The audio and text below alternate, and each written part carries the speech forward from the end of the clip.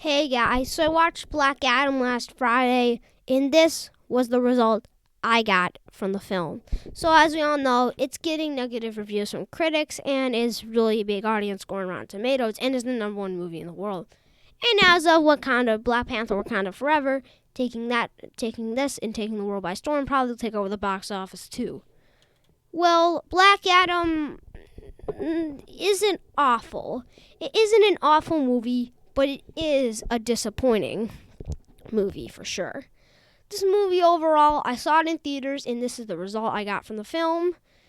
And overall, this film is just a mess. It's really it's not the worst DC movie, but still, it's really just disappointing and not something to really get invested in or see, but this is what we have. So Black Adam is this year's DC Extended Universe movie, as we got The Suicide Squad in 2021, which in my opinion kind of got negative reviews. So it's about this, the main character, even though it's called Black, movie name's called Black Adam.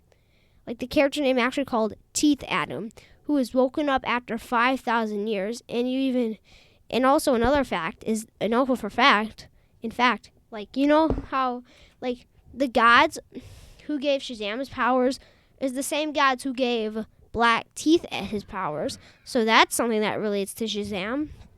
Then Teeth Adam is free after 5,000 years and woken up. And then he's basically just running. He's just running around. He's free now, and then everybody's freaking out. But then they send out, who are they going to send out? They send out the Justice Society, which actually includes Hawkman. Oh, yes! We have Hawkman! Yes! We haven't even seen him in any DC movie. Nice to have him again. But overall, then they just end up between fighting all the time. It's repetitive. It's really repetitive. The action in this movie really gets repetitive. And listen, I like to be entertained. But what gives me a good movie for me is good plot, likable characters, good acting, good CGI effects, good directing, and more. That's what makes a good movie for me. And this movie was really entertaining, of all the action and stuff like that.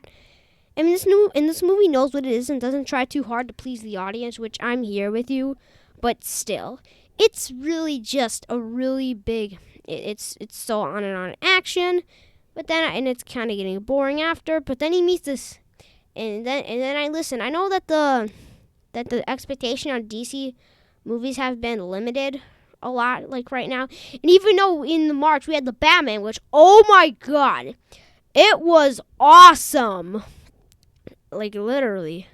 So then he meets this kid who's a big fan of Justice League and superheroes and stuff like that. It wants Steve to become a superhero too, because he says that those heroes like Flash, Superman, Cyborg, Wonder Woman, Batman, and Aquaman are not going to come to the town and save him.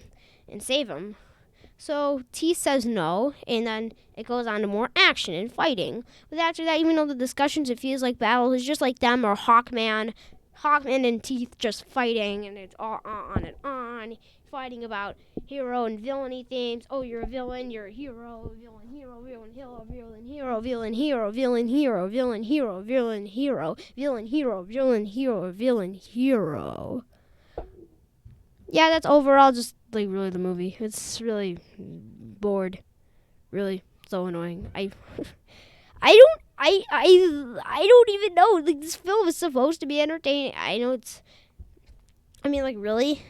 And after that, he actually gives himself up for prisoner. I'm not going to explain the final battle, but still, it was overall just a big mess.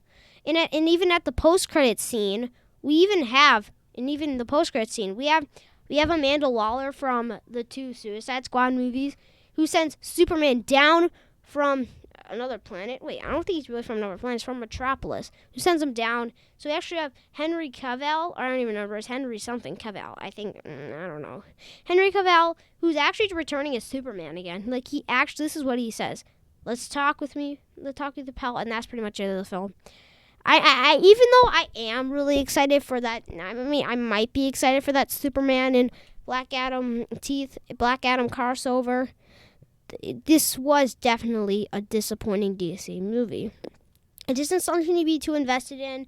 And the problems movies are, this movie has sloppy CGI effects, villain and hero, bunch of villain and hero themes that keep on going on and that act like action. Then we have repetitive action, sloppy CGI effects, and elements of other films other films, like